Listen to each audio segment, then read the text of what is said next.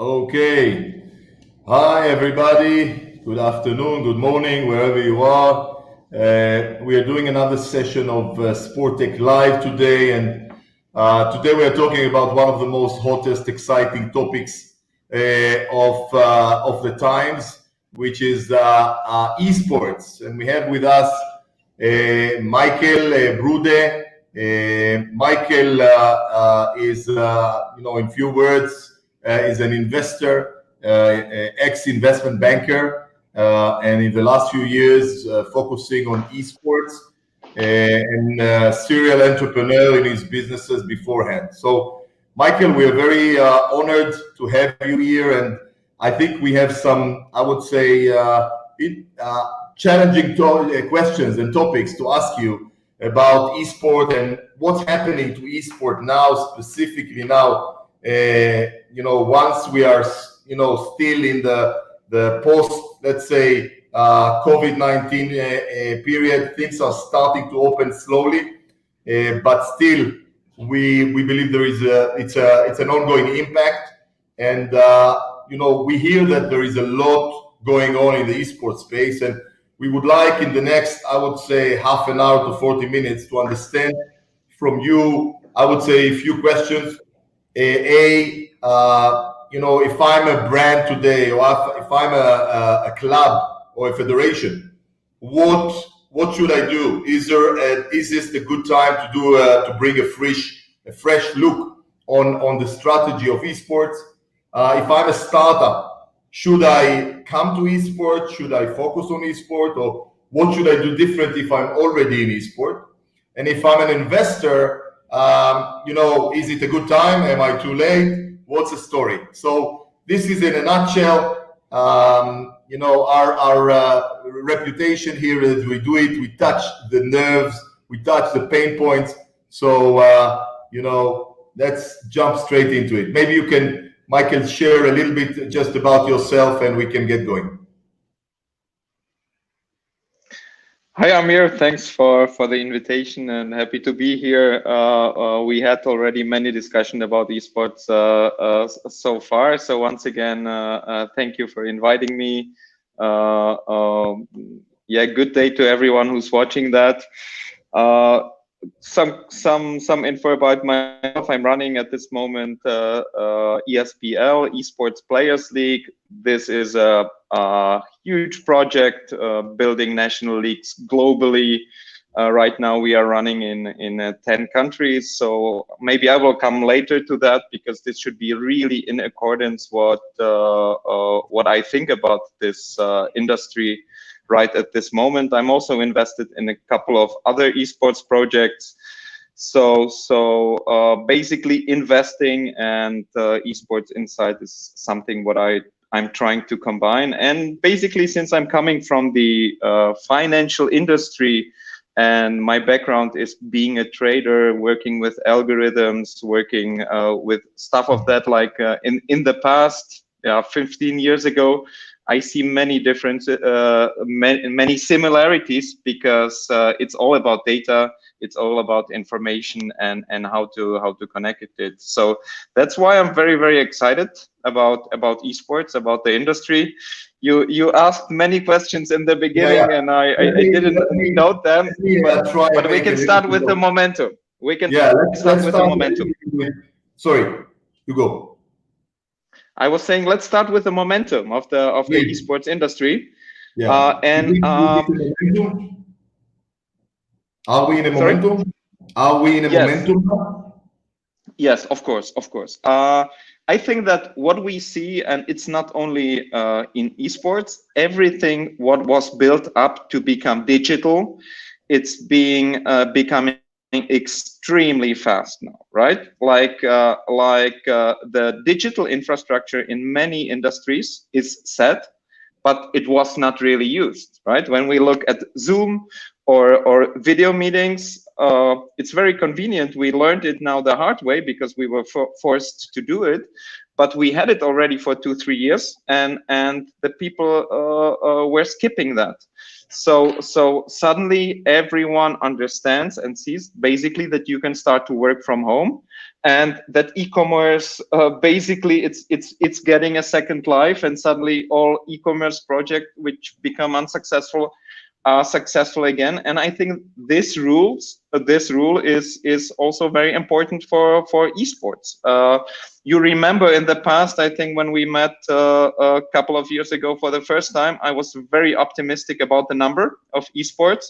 I think I'm one of the few who was telling that the industry size right now, it's estimated something above 1 billion as an industry, and I was telling that in my understanding the industry can be 20-30 billion within 5 years, right? And I was very optimistic about that, and to be honest, I still am. And I think that the time of 5 years can be shortened because everything is speeding up. And so I think that the esports industry will be reshaped for sure. What we saw so far will be changed, will become different. But sponsors, brands, everyone who's waiting in front of the door will have a chance very fast to get in. And that's why I would estimate that esports is going a little bit down, surprisingly, in the beginning, but then gets a really high momentum and speed up. So how big is the industry, you reckon, now, and what's, give us 2-3 years estimate? So the overall assumption is somewhere above 1 billion right now. I think the estimation for this year was 1.4 billion in US dollars. To be honest, I think that the number is higher already. When I go into countries, and we are in Indonesia, we are in India, we are in Mexico, my opinion is not everything is really in the statistics. So everyone could argue what is esports, what's not esports. For me, esports is competitive gaming, right? When someone plays in a structured way, it's A. B is if it's multiplayer, and C if someone is watching that, right? And when this is happening, this is esports. And I learned during my traveling and speaking to many companies in esports, and then looking into the statistics, not everything is in there. So I would say the number is already a little bit higher. I'm not estimating 3 billion for sure, but 1.5, I think it's feasible. You mentioned that definition of esport and gaming. Gaming is huge, yeah? It's 300 billion or something, or more? 145, 150. That's gaming. But yeah. But this means basically that it's bigger than movies and music together, right? Cool. Gaming. Yeah. Gaming is by far right now the most the biggest entertainment industry, and just to understand it, esports is a derivative of gaming. So yeah. Basically, gaming. You surprised me a little bit. I thought it's bigger than a billion and a half because last time I could fly and I went to London. I met some investors. They're all asking us about, do we have great startup in esports? I thought they have a vision that this is much bigger industry. It sounds like a very small industry at the moment, or did I get it wrong? Yeah, it's basically per definition, right? So look at Twitch, for example, right? Twitch is the streaming platform #1, and Twitch is doing a lot of gaming, what is not esports. And then at some point you need to decide, is it gaming or is it already esports? And I think that for our understanding and for the expectations, it's not relevant at all, right? And if we move the borders, what is gaming and esports, this could be already higher. But right now, esports basically is recognized in really competitive gaming, blink, blink, blink, big tournaments, superstars, and I think it becomes clearer very, very soon. Big tournaments, you mean now big virtual tournaments, but we probably will touch this a little bit later. Now, Yes. I had a chat last week with the vice president of one of the biggest sport brands, sportswear brands. And she was telling me that they are now bringing a fresh new, as you mentioned earlier, with digitalization of everything, and they believe that shopping overall is going now to be transformed. They're looking for avatars, so you will be able to have your own avatar, go to shop, buy things, wear it without even needing to leave your home. But also, she said, we decided to relook at our esports strategy.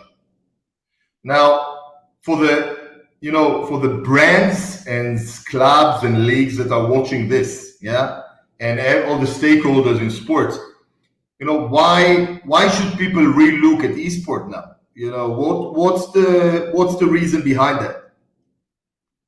So basically, I think it becomes recognized as sports, right? I think 10 years ago, when your kid was playing a game on his computer, you would be saying to him, "Don't waste your time," right? This was the answer. Yeah. And then last year or 2 years ago, yeah, 2 years ago, suddenly a 14-year-old kid won, I think, 3 or 4 million US dollar in a Fortnite tournament. He was playing for 2 years, right? And first prize. Yes. And basically, since esports become bigger and bigger, the people start to recognize it's relevant. This is one thing. So the parents and everyone stop saying, don't waste your time, but it has a certain focus. It's gonna be recognized as sports. This is happening already, and this is one important thing. And I think the most important thing is look at the average viewer of every other sport. So when you look at Olympics, I think the average is 56. You look at NBA, I think it's 51. You look at NHL, it's 53. Football, I don't know, 48. And then you look, the average viewer of esports is 21. And that means everything for the generation. Let's grab the Z generation. I had my son called me the other day. I have 122 and 120, and he called me, "Daddy, you're talking about esport. Let me show you a live FIFA game." This is just a month ago when it all started, and there was a live FIFA game, and I was, he's watching esport on a regular basis, and I thought, it looks very strange for me, people watching, but as I think you're right in terms of access to this generation is understanding that this is where they are. Now, you mentioned the target group. Who are the target groups of esport? Is it just the generation? If I'm looking at what is the target ages, target groups, if I'm a brand? Of course. So basically, I think it starts already with 8-10 years old. And it's surprisingly higher than we would assume, right? I have also many friends, and I remember when I started to work in esports, I was not playing Counter-Strike or League of Legends or any of that, and no one from my friends told me that they do. Suddenly, when I was telling them that I'm involved in esports, everyone was coming, "Hey, cool! I'm playing Counter-Strike every night, right?" And people were starting to talk about it, and so it's not that esports is only 15-year-old. There are also seniors like us in the age of 40 who are still playing. But overall, I think the target group is starting at 15. And goes up to 30, right? This is the I think the main masses also what the sponsors are interested in. But to be honest, there is also a group which is 30 to 45 playing relevant, and it starts very early right now, and people are in the age of 6, 7, they can be already competitive. So the range is quite vary, and from 10 to about even 40. And I remember sitting in London in an esport conference, and somebody asked who is playing esport, and the crowd, almost everybody put their hand. I was very embarrassed, probably, and the people were about 35, 40, and so as you said, now I think the numbers in the industry and how big is the industry is a bit lying, because the revenues are not here yet, but the numbers are crazy. So, I heard that, more people were watching the final of League of Legends than the NBA final. And if you look at numbers, and this is what people are looking at, it's not only measurable in current dollars. Yeah, we are looking at potential growth. So what can you tell us about the viewership, and if I'm a club or a brand, how can I get into this and create stream of revenue from that? So I think what I learned about clubs, football clubs, and stuff, they need to decide for themselves if they are an entertainment company or not. I was seeing Bundesliga clubs, like they were saying, we will never enter esports because it's simply dumb, and we want to do darts, and we want to stop. We are a traditional football club, right? And I was saying to them, in my opinion, you don't need to enter esports, but you need to understand that you are an entertainment company, right? You're bringing entertainment. You started doing one game per week, and your business was 90 minutes, but now it's 24/7. You're on social media, you're doing this and that, you're doing merchandise, you're doing online shop, and basically the football game is the heart of your entertainment industry. Manchester City, for example, they are outstanding in understanding that concept and being a 24/7 entertainment company, right? Surprisingly, they play also good football, but other than that, it's far more than that. And I think that esports is the next level of entertainment. The very good thing is you are playing basically 24/7. Doesn't matter where you are. If you have a cell phone and connection, basically you can play all the time. And if you as a traditional sports club understand yourself as an entertainment industry, you should go in and start to create teams. Many didn't know if it makes sense or not. Some of them created just FIFA clubs to be in. It's a good first step, right? And I was consulting a couple of clubs, and they were asking me. And the board sitting there, people 55, 60 years old, and some of them are we are not doing that. Some of them are saying we need it right now. So I told them it's your decision, but if you enter FIFA, you do nothing wrong, right? So I think it's a first step. And looking at Schalke, Schalke, the traditional German Bundesliga club, they are very, very successful in esports, right? They are running League of Legends, and when they are going in the airplane, or they did before COVID, and they were flying into China. So, and they were going out of the airplane. So the crowd in China was not waiting for the football stars; they were waiting for the esports stars, wow. Right? So they created a really good brand awareness of Schalke, the esports team, and basically strengthening the brand. Yeah, I think maybe you told me that there was a trial they did in Holland in one of the hotels. They took a famous football player and a famous esport guy, and they asked him to go out of the hotel. And suddenly they saw that all the attention went to the esport guy from the people going outside of the hotel. Let's talk a little bit on the startups perspective. we are now launching the global virtual accelerator with some great partners all over the world. And you are supporting us as the GM for the vertical of eSport. We have few verticals there. And if I'm a startup now and I'm thinking, maybe I have applications which are good for fan engagement or for other things. Should I go to eSport, or if I'm already in eSport, what should I do? What's your, I would say, overall, strategy or game plan that you will invite startups to consider?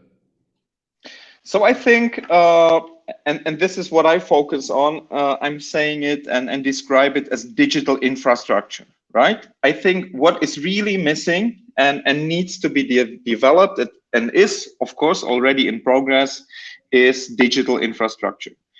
I think that one of the problems in eSport. In eSports, yeah. Yes.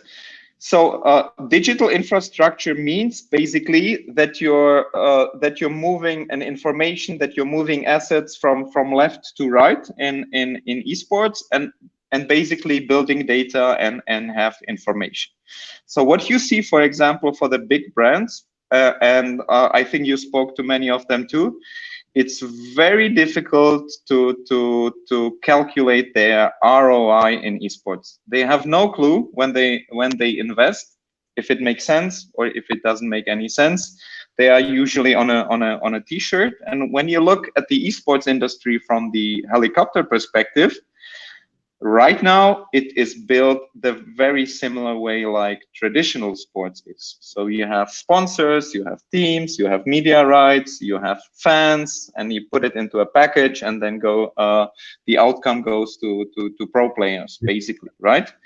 And I think what needs to be changed, and where the option is the big tournaments, like I call it the bling bling tournaments, the one where 200,000 people are coming.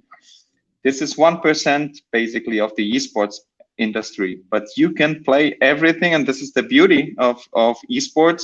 You can play it 24/7 globally, digitally, 100%. You can build up a team that someone is in Israel, someone is in Cologne, someone is in Australia, and you're still one team, right? And building that and building on that the fan engagement, the integration of brands and sponsors digitally into the streams, that makes sense, because I think like you said with avatars, you will bring additional value proposition to the brands. Right now in traditional sports, you can usually only see the name of the brand on the shirt or someone along the grass.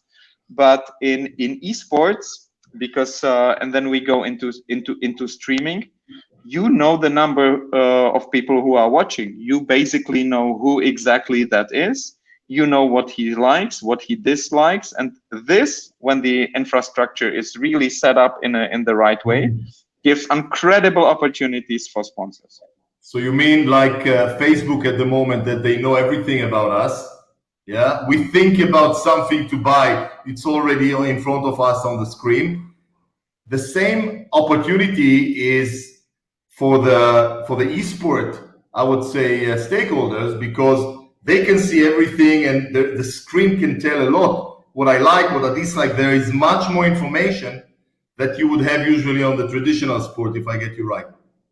Yeah, 100%. And the difference between social media and esports is that in social media, basically you're consuming content, right? You are in a passive position, right? And they learn about you. But when you are in esports, you're active, you're engaged, you show your skills, and it will be better understandable for the brands how to engage with you. So it's much more accurate data to then monetize. So, yes, you will also understand skills. Yeah, and coming back to the startup, so what you're saying is, if I'm a startup and I have an infrastructure solution, and anything to do with digitalization and infrastructure and CRM and digital ticketing and everything around that, the place to come is esport. I would argue that it's probably now a good place to come to anything in sports, because everybody is now upgrading their digitalization, because as we discussed before, that there is better willingness to discuss. I had a team meeting yesterday with 6 people, which was more intimate than any of the physical meeting we had in the last few years. I was amazed. And you start to understand that it's okay. You don't need, you can do a lot with this digital environment. And I think this will open up tons of opportunities anywhere, and specifically, obviously, in traditional sport, but also, as you mentioned, in esports. So now, if I'm a startup, what else should I know about the industry? Where should I go? I think obviously, you should. To the accelerator, but apart from that. Yeah, of course. I think you should think about value proposition like everyone else.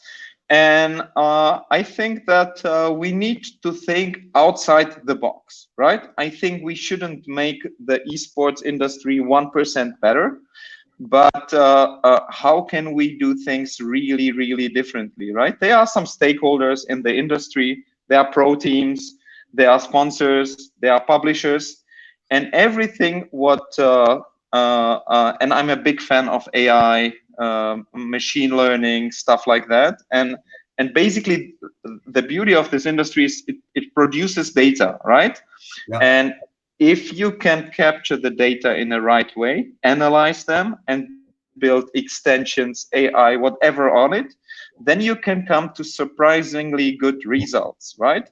And I think you can already use technology to monitor streams, to monitor chats, to listen in the rooms, and then capture this data and make conclusions out of that. And these conclusions are effective for the people inside the industry, so they get the right offer at the right time.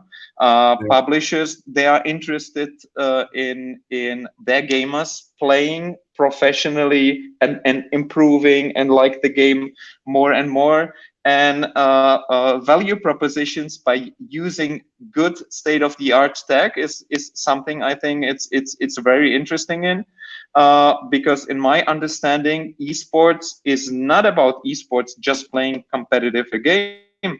But the reason why I believe it's so much, it will be extended into other industry. Basically, this is the social communication of internet for the future.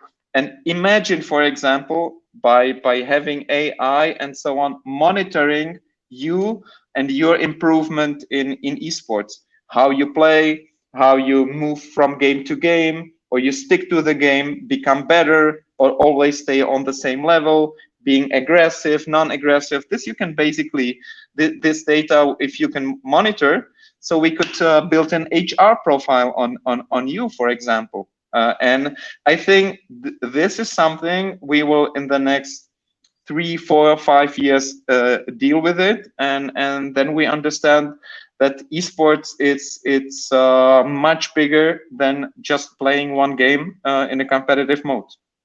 Got it. So basically, the two major elements for a successful industry: you have a great content, and you have a great way to monetize it and analyze it and manage it, which is probably better than any other industry. So together, and this is the opportunity, you say, because there is a place for many new technologies, whether it's AI and augmented reality and blockchain technologies, which will take this industry from an infant stage at the moment to something much bigger. And then you can transform the viewership and the great numbers of people watching into also to monetary measures. Now, let's talk a little bit from the investor perspective, yeah? If I have $1 million now and I tell you, Michael, take the $1 million, put it on eSport, 10 years time, how much this will be worth for me? So I think if we you said 1 million, right? 1 million. I think if we do not too many mistakes, so it needs to be 10, and it can be also 100, right? But I would say it's really difficult to invest in the esports industry. We were talking about the positive part of it, but you need to know that there are very few companies making money already, right? Most of the companies in the esports industry are losing money, and they are dependent on the financial industry financing them, right? And basically, besides the publisher developing the game and the pro player itself, everything in the middle is losing money. So you have to be very careful how you invest. And my understanding is there are not many people who really understand the context. And since the industry is still small, you need to have also the network in the industry to check the technology, to check the feasibility. Is it when you are building a product for a team, it can take you up 1.5 years to test it with a team, because it goes very slow. And I think that this is something in the accelerator, for example, we are speeding up really to check if it really works, because when an investor gets a PowerPoint presentation that esports teams need something very good in nutrition, the reality might be totally different. And I'm advising a couple of VCs because we are in a friendly mode, so they are sending me decks from time to time and asking me, Michael, is the streaming in esports really such a huge problem, and extension and influencer and getting closer to them? And I'm saying, yeah, definitely it is. It will be a big market. But the project I saw is now number 241. Same topic. Everyone is selling that as a next big thing. So you really need to pick the one or two who will be the winners in this one. And this is really difficult. So I wouldn't recommend anyone to say, hey, when you hear something around esports, just throw your money, because I think 10, 20 of the companies you're losing, you're finding there will be just one winner inside that. Yeah. Just tapping on you're mentioning the accelerator, and for investors, I think also for startups, the accelerator is doing exactly that. It's funneling, it's choosing out of hundreds of startups the best esports startups, where people like you and our esport partners, I don't want to mention names because I will forget some of them, but really the industry legendary brands are analyzing, are looking at them, and then considering whether to take them for a pilot or not. And I think this can give a lot of solid data to the investors, to the brands, and to the partners in terms of which are the real McCoy, the real technologies that are going to make it, and also an opportunity to see them in action, making it happen, and then to analyze and to see the impact that they've done. Yeah, I think that it's the startup industry is also changing, right? I think we don't see any projects like Google or something like that building up in a garage, no money, 2 people, and suddenly it's a billion dollar project.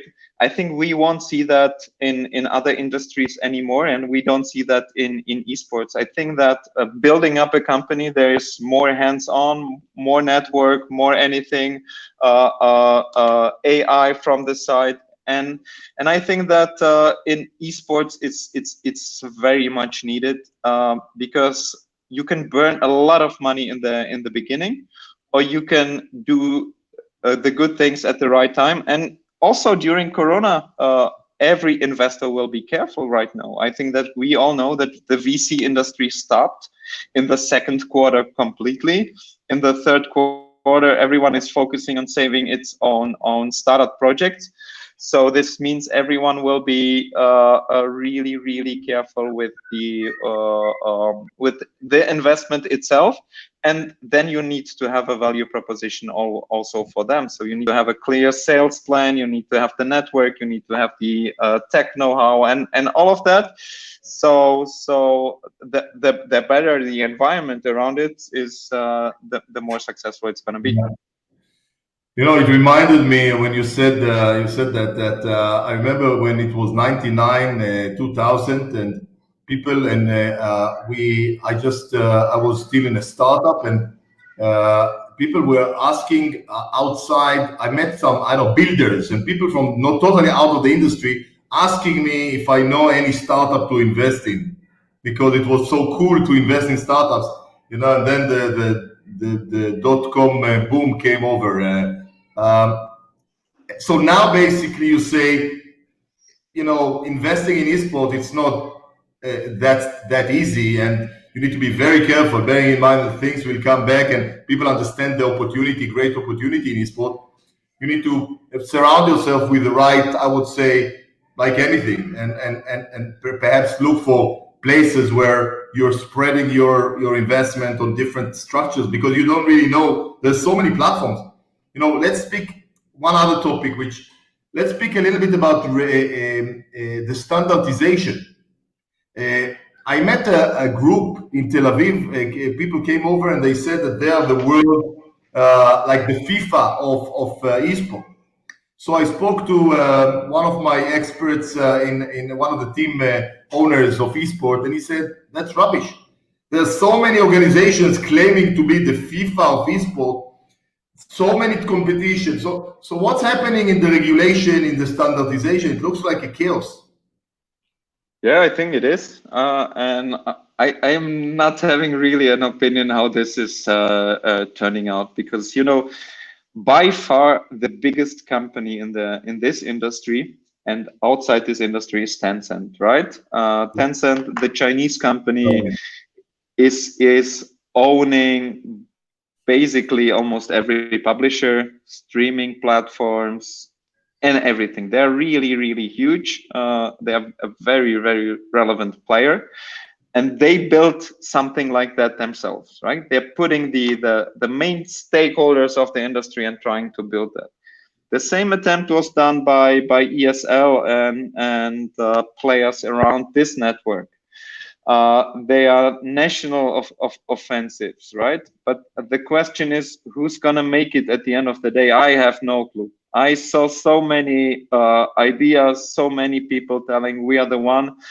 I don't see a clear picture, and maybe the esports industry will surprise itself, because being so digital, basically the audience have a word, right? They have a word, and at some point, the market can lead to an own result. So I think the attempts are not bad, because it's giving some clear structure around Counter-Strike leagues and pro, and how you regulate betting and all of that kind of stuff. But I think that we are far away from a solution. Yeah. Okay, we are quite close to wrapping up the session. Just to summarize, and I would like to ask you for maybe some kind of a bold prediction. Yeah. So looking at the future, we just said earlier that because of the COVID-19, everything was pushed forward, and esport has made people to look at this again, and there is a lot of activity around that. But when you look, let's say 10 years from now, 2030, we'll still be very young blokes, young guys. What will happen there? How do you see the esport taking over our lives, our the activities? Are we going to have, everything will be through the screen of the Facebook will be run on esports screen. I can order food on the esports. How would the life be around this? How big it will be in terms of industry? Give us some bold thoughts. It's only recorded, so nobody will just in 10 years' time, you'll have to. We'll keep the secret between us. All right. So yeah, it's a difficult question. I think that first of all, we are starting that esports will become soon globally the sports number 2, right? Behind football. I think football will remain for a couple of years number 1, but esports will be coming very, very fast behind it. We were assuming it's 5 years. Now it can be 3 years already that suddenly esports is really becoming right behind that. And in 10 years time, I think it will take over. I think that it will make other sports financially not that relevant. I think there will be still an NHL and so on, but I don't think that they will make so much money, right? The money will be going into esports. So let me just make sure I heard it. You said that in 10 years time, esports will make other sports to be almost not relevant? Financially not relevant. Yeah. Wow. So you have, for example, let's say, I don't know, volleyball with ladies. It's a professional sport, but if you're not the top 5 globally, you don't make a living for yourself with playing professionally, right? Yeah. So it's still a relevant sport, right? But financially, it's not relevant at all, right? And I think this is the direction the sports will be going. So people will like the sport, they will be watching, but it won't be that you make 10 million or 20 million as a player, and everyone else is making 100K a month. So I think this will change. This will move into esports, and in 10 years time, it's going to be number 1. And basically, it will be a big source of entertainment, right? The people will less consume movies, they will less consume other entertainment part, and will focus on that. So they will spend the time. It's the natural place to be, and playing, watching, being with that. And it's also a part of social engagement. I think one of the reasons, and what everyone underestimates, is looking at games like Fortnite.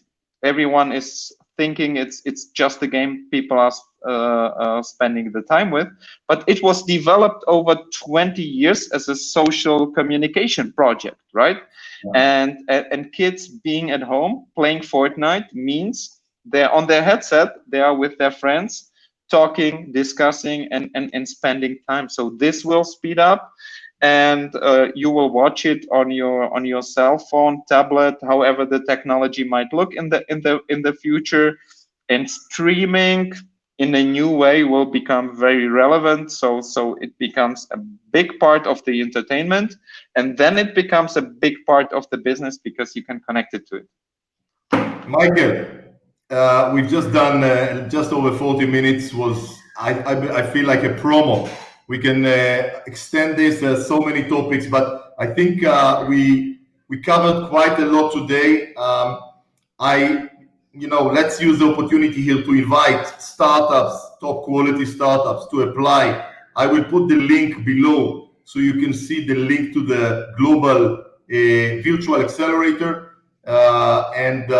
Also, if you're a mentor in esports, or you would like to be a mentor, or if you're an investor, you would like to be part of the Hype family and the community around what we're building here, just write, ping me, or put your name, and somebody from the Hype team will contact you.